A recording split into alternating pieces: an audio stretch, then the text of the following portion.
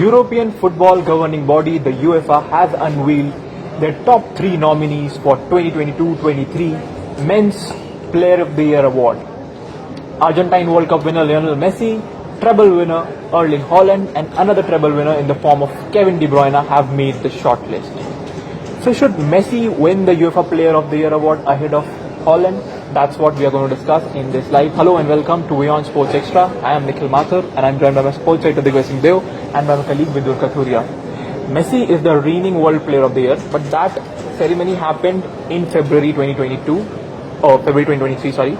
And Haaland hasn't won the treble, neither have they won the Premier League or the Champions League because the season was underway. Do you think Messi is still the favourite, or do you think Haaland has the edge now? No, first of all, I'm not struggling to understand. The UEFA award usually goes season to season, right? Yeah. Okay. So season to season, UEFA, if Messi is not even good enough to be in the team of the season, how is he in the shortlist there? Okay, he won the World Cup for Argentina, led them. That was the December World Cup. Yeah. He won the FIFA Best. I mean, let's move on from Messi now. This fascination for Messi has to end. He's a great player. He's the greatest of all time. I think that's all settled right now.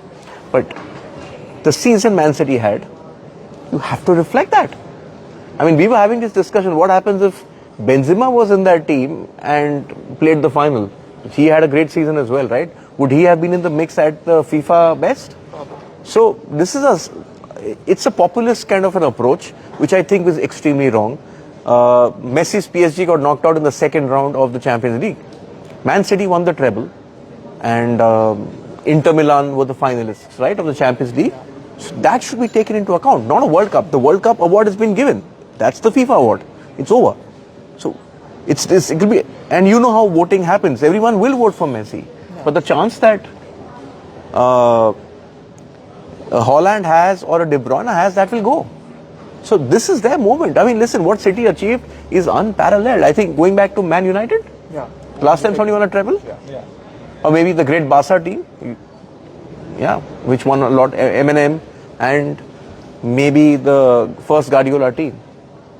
So, I mean, it's for De Bruyne and Haaland to battle it out. But we know that once Messi is on that shortlist, he's going to win, which is a joke. Do you agree with him? A strong opinion. I do agree with him. I think there is a lack of clarity as to what these awards are also. Whenever there is, for example, it's a UEFA award, what are you actually honoring? Are you honoring the best players who had the best club season purely for their club performances? Yeah.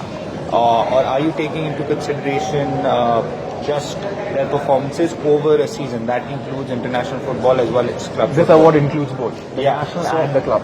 So, but yeah, exactly. So that we have several awards which includes your entire performances over the course of the season. So what is the point of the UEFA Club Football, UEFA Footballer of the Year award? As such, as we see it over the last few years, we have seen it as UEFA honoring the best European footballers. European footballers, the best, Champions League, Europa League. Correct. Lewandowski has won it. Yes. Virgil van Dijk has won it. Benzema has obviously won it. Exactly, and all those players, Champions League winners. Van Dijk led Liverpool to starred in Liverpool's Champions League time. Lewandowski obviously won all those awards. When Bayern Munich won the treble, and of course Benzema won the Ballon d'Or as well as the UEFA Club Football.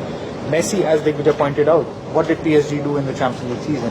Messi has been honoured for his World Cup. He won the Golden Ball as well as the FIFA Best Player of the World. I think, to be honest with you, being completely honest, Messi should now just, take back his name from every award, because whenever he is involved, he will get the award. It's a sentimental thing, right? That's how the vote happens. He won everything, and in fact, yesterday only in his press conference, he said, "I just want to enjoy my football now. I've achieved everything that I wanted to," and that includes individual honours. I mean, Ballon d'Or. I think he's going to win his 8th Ballon d'Or this season. Yeah. So it's unfair on other players, because you see the season Manchester City had. Treble winners. Haaland had record-breaking season on multiple levels. No, and to understand what Haaland did, look at the previous year. The Golden Boot in the Premier League went at 23-24 goals. It was a share between Salah and Kane. And Son, I think, was the previous year. There was a year when Mane, Salah and Son got it. That was 2021. So you're talking of the benchmark sort of being the 25, 26 goal margin. This man was what, 36, 37, 38, overall 50 plus goals. And that's, I mean, Lewandowski won the FIFA best 2 years running, and one of those years was for a 50 plus all. You don't see those many number of goals. But I would agree with Vidur. You know, you need to change the criteria for the awards. Like FIFA best should include FIFA and like the FIFA for the World Cup, and UEFA should be solely focused on the Champions League and other stuff. But if you don't change the criteria, because see the argument that Messi fans could make, you know, winning a World Cup is the most difficult thing. Yeah, but he won a World Cup for Argentina. Yeah. Argentina are not in UEFA. But they have included the criteria is national and club.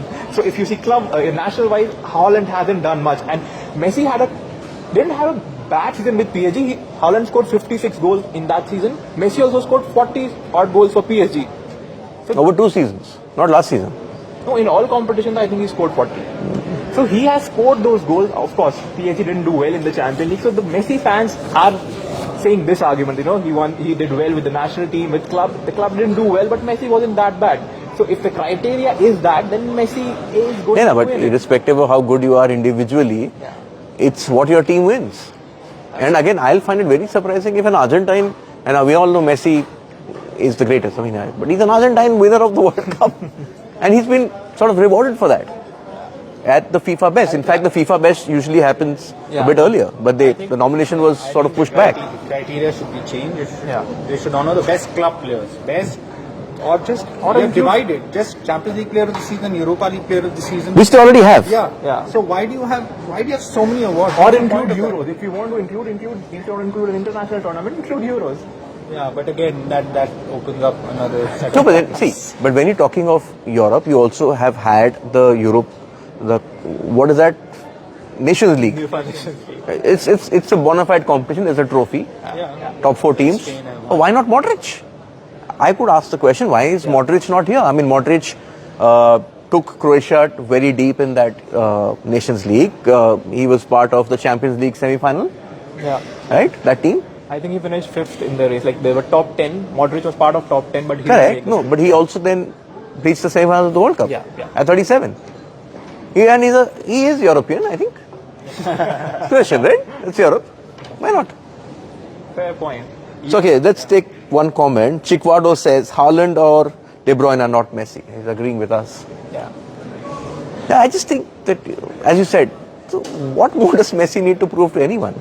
But this is the moment in the sun for Erling Haaland or Kevin De Bruyne. And all of us know that a season like this is difficult to replicate. Liverpool were in contention for 4 trophies last season, before this. And what happened to them last season? It's very difficult. If it was so easy, why would everybody not win it? I mean, let's look at the Champions League. Real Madrid is the only team to have sort of defended it so many times.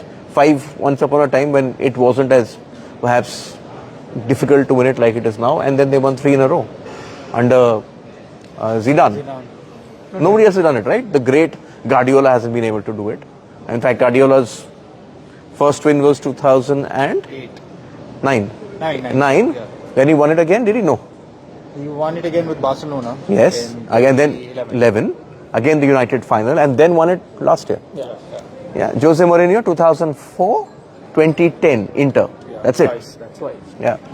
Carlo Ancelotti's won it a couple of times. 4 times. Only manager to win it 4 times. That's how difficult it is. Yeah, but I think these awards, especially when it's a World Cup year, I think all the awards are given to the best player of the World Cup. I think these awards. But that's done. That's my point. That's done. That's the point I'm making. That these awards need a rethink.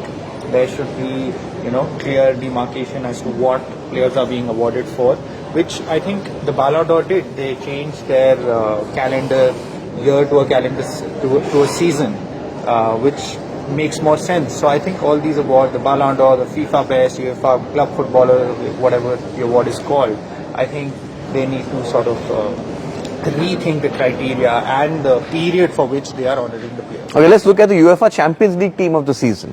Okay, starting from the back. Courtois, Di Marco from Inter Milan, Bastoni, Inter, Ruben Dias, City, Kyle Walker, Man City. Champions League finalists. Semi-finalist was Courtois. John Stones playing midfield, surprising. De Bruyne, Rodri. On top, Vinicius, Erling Haaland, Bernardo Silva. Where's Messi? Yeah. No Mbappe. Yeah, there's no Messi, no Mbappe. And also Vinicius Jr. isn't part of the top 10. Like, so people were furious that he had a great season with Real Madrid. He did well in the league, did well in the Champions League, and he was not even part of the top 10. Definitely. So this UEFA got this wrong. Let's be very honest. Okay, let's look at the poll. Should Messi be UEFA Player of the Year ahead of Erling Haaland? What do you think? What do people think? People would say Messi. I think you can't. 59% Messi, 41% saying no, he shouldn't be. But that's very close for Messi's standard. Yeah, it should be 70-30. One more? You sent something else? No? Keep your comments. It's coming, yeah. And we have Harun Khan. Messi should win. I think he had a great season with national team and with the club. This is what on the lines what you were saying.